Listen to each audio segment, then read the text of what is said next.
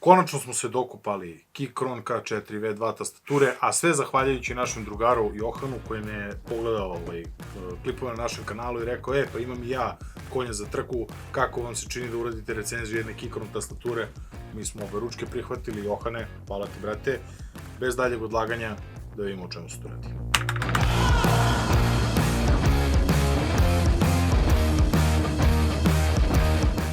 Keychron K4 ili K, cela serija manje više isto izgleda, ima iste karakteristike, samo je veličina u pitanju. Izgleda mnogo bolje u prirodi nego na svim slikama koje ćete na internetu naći. Ova boja keycapova je fenomenalna, znači fenomenalne nijanse sive i ono što je jako velika šteta je što ovi keycapovi dolaze izrađeni od ABS plastike, nažalost. Tako da ako želite istu boju, a da hoćete PBT capove, jako ćete teško naći ovu nijansu, pošto je stvarno lepo izgleda. Tastatura inače može da se konfiguriše na sajtu, postoje nekoliko opcija.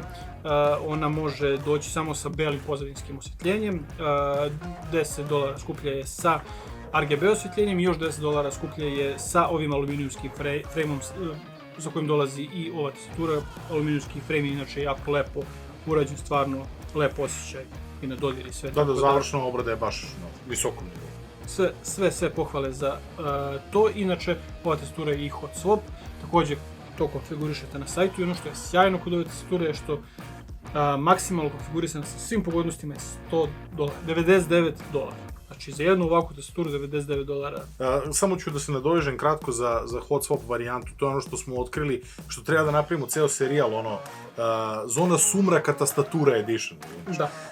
Apsolutno svi tasteri to jest svi switchevi kako god na tastaturi su 5-pin konfiguracija, osim tilda keya, osim tilda switcha, koji je jedino u 3-pin konfiguraciji. Jedino što sam mogao da zaključim i da kao, onako da kažem, bukvalno zašto je to tako, je zato što se tačno ispod tilda keya nalazi USB-C port. Da li je clearance, visina, gde on može da slučajno ne prođe do USB-C switcha ili nešto, ne znam, ali to smo otkrili kada su switchevi u pitanju.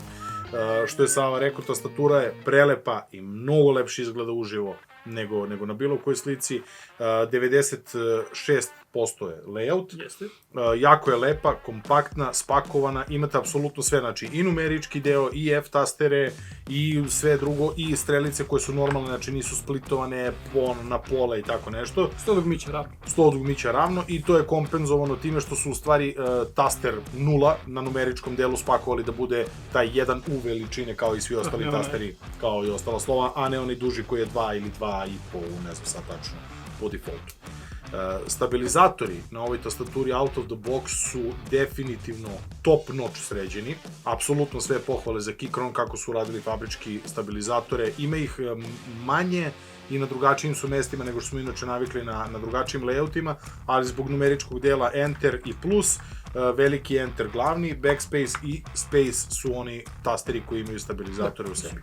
ISO layout je na ovoj tastaturi konkretno. Jeste. I samo da napomenem ono što je interesantno, na sajtu samo ANSI layout piše da postoji. Kako, zašto, ne znam. A ova definitivno dokazuje suprotno. Tako da još jedna stavka za rubriku, nije se desilo, za rubriku Zona sumraka tastature edition. Inače, tastatura ima 700 nešto grama bez aluminijumskog frejma, sa aluminijumskim frejmom 900 i nešto 930 nešto grama. Tako da, mislim, definitivno lepše kad je malo teža tastatura nego kad je lakša, bar meni lično onako subjektivno. Što se tiče samog layouta, ona dolazi sa rezervnim dugmićima, znači za Mac i za Windows. Ono što je interesantno kod ove tastature što imate prekidač sa ove strane, nisam vidio kod nikog osim kod Keychrona da je to uveo. Znači promenom tog switcha na Windows ili Mac dobijate layout koji savršeno radi, znači kad se prebaci, što ne znam, ja lično veoma cenim s obzirom da radim na obe mašine, i na Windowsu i na Macu kao i ti, tako da jedna jako lepa opcija.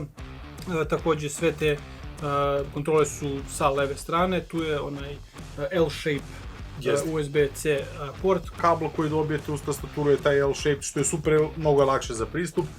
Ono što bismo zamerili, to nije nikakva greška, niti bilo šta, to je prosto dizajn odluka, ali mi bismo više volili da je taj USB-C port na sredini tastature sa čela, lepši izgleda na stolu ako koristite custom kablove i tako dalje, ali s obzirom da je ova tastatura i Bluetooth i da možete paralelno da je zakačite na do 3 uređaja, ne vidimo to kao apsolutno nikakvu manu, više napominjemo ovako kao design feature koji bismo volili da je na drugom mestu. Od dodatnih funkcionalnosti, ono što je interesantno meni bilo kod ove tastature je što ima jedan taster koji je predodređen samo za menjanje svetlosnih efekata, to je RGB efekata, kojih ima ukupno 15.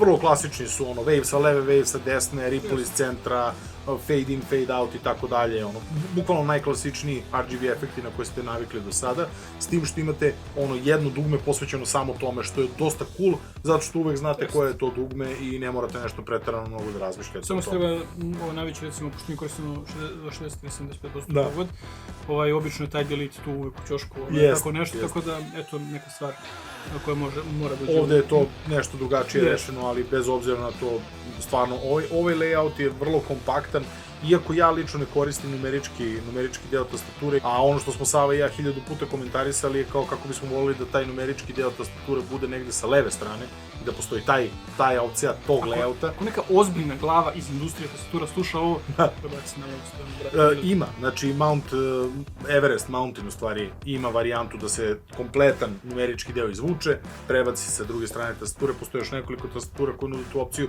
Prema što kažem nešto o switchovima, hoćemo prvo da čujemo kako tastatura zvuči.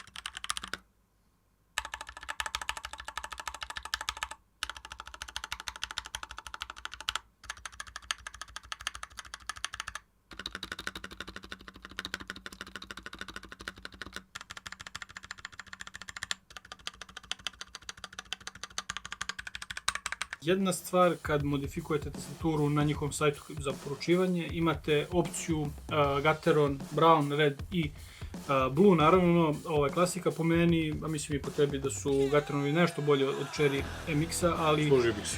Da, definitivno switchevi bez ikakve mane. Ono što smo isto pričali, a to je da bi proizvođači kao što su Glorious ili Keychron mogli da ubace i neke više premium switcheve, da kažem, ako već želite da dobijete all-in-one gotovo, bez da sami modifikujete bilo što, da možete da uzmete i neke switcheve, da kažem, u nekom višem cenovnom rangu. Definitivno za korisnike nije, to je sad već stvar nekih subjektivnog osjećaja i mada i objektivno definitivno su skuplji switchevi nešto bolji, ali eto. Tastatura koju je Johan uzeo dolazi sa Gateron Brown switchevima koji su taktilni, realno su prijatni za korišćenje, bare meni bili. Ja ne volim taktilne i ne volim kliki switcheve, volim linearne, ali ne bih imao ništa protiv da radim na ovakvoj tastaturi. Opšti utisak koji smo mi stekli u suštini je da je ovo tastatura koja je naklonjenija ka profesionalnim korisnicima više nego ka gamingu, što apsolutno nema nikakve veze, to smo nekoliko puta već napominjali, periferija je periferija, načina koji ćete vi da je koristite je apsolutno samo do vas. Ima slučajeva kao ovaj gospodin ovde koji trenutno gaminguje na MX Master mišu, tako da, znači, nije idealno, ali apsolutno funkcioniš. To je za... Ne biste verovali šta se onda desilo.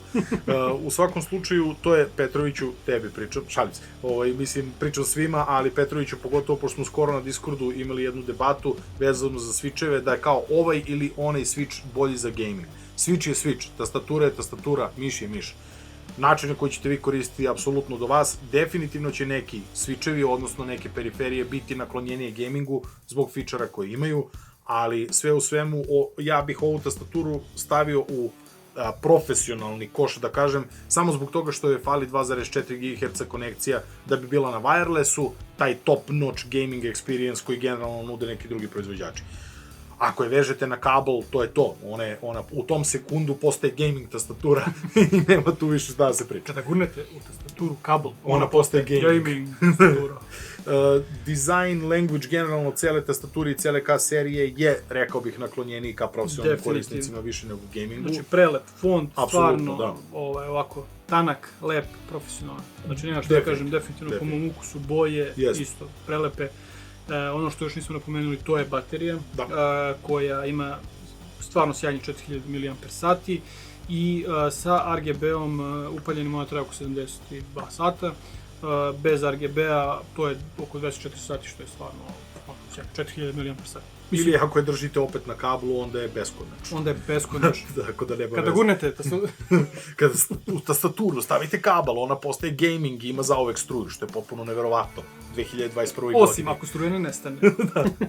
A i onda je okej, zašto stavite na powerbank. Ne, šalimo se naravno, ali... Samo još jedna stvar, a to je ovaj papirić ovde, znači...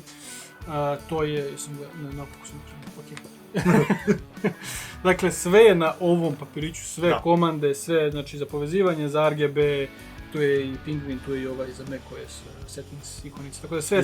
Ja mislim da su jedino Windows izostavili kao da nema konkretno ni jedan simbol koji indikuje Windows. Možemo da napomenemo i Q seriju. Da, ona je dosta različita i skuplja. Da, jedna oko, da kažem, subjektivna digresija koja nije vezana za recenziju ove tastature.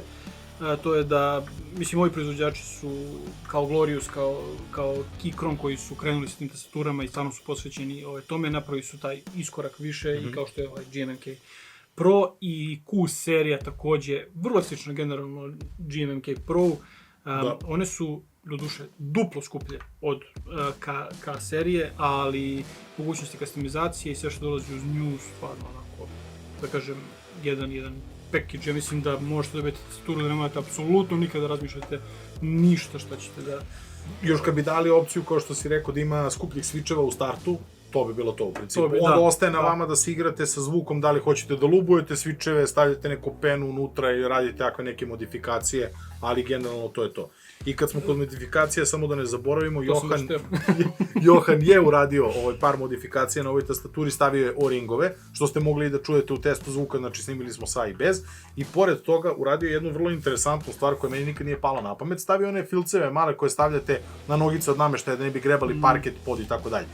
Stavio te filceve na ova 4 mesta na tastaturi, na ovim Ryzenima, koje nismo rekli da tastatura posjeduje, u 2 nivoa, znači ima ovaj mali nivo, to je 6 i 9 stepeni ugao. 6 i 9 stepeni, da. I bez ičega ona je pod recimo 3 stepena nagib.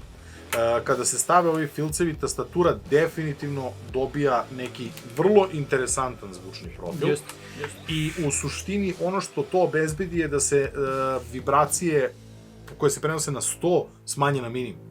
I to daje jedan vrlo zanimljiv ovako moment. Da, mene ovaj sunđer koji sam stavio ispod tastature, bukvalno veličini tastature, kao neki mali dodatak za ovaj nju. Znači, toliko mi je spasio zvuk da je to nevjerojatno. Tako da, definitivno jedna stvar koju mi nismo do sada pominjali kao mod, ali evo, znači mogli biste da je slobodno uradite, nećete. Probajte, verovatno većina vas ima po kući te filceve koji se lepe na nameštaj, probajte, stavite, oni se lako iskinu, neće ostaviti nikakav trag, tako da. Da, povremeno se pojave u jednom nemačkom lancu supermarketa po vrlo povoljnim cenama. Recimo. Tako da, to bi bilo to, ja mislim, što se tiče Keychron K4 V2 tastature. Jako nam je drago da smo konačno imali priliku da testiramo i da uradimo recenziju jedne Keychron tastature, pošto smo ih pominjali koliko puta već do sad, mislim, na kanalu. I ako neko od vas ima nešto iz Q serije i voljen je da nam pozajmi na recenziju, mi bismo bili do neba zahvalni, eto taman da nastavimo sa Keychronom još malo. Da, apsolutno. Ja bih voleo jako. I ja bih voleo isto da vidimo malo. Hvala vam što ste gledali ovaj video, hvala vam što nas pratite, preko 1000 subscribera, što je kao wow. onako baš je jedna vrlo cool varijanta. Hvala vam svima koji ste se subscribe-ovali. Ako niste, molimo vas ovom prilikom, subscribe-ujte se, lajkujte ovaj video, šerujte ga. Link ka Discord serveru se nalazi u opisu ovog videa i pozivamo vas da se joinujete na Discord, jer uskoro se sledi jedan specijalni event rezervisan samo za Discord server membere, a do neke sledeće prilike mi vas pozdravljamo.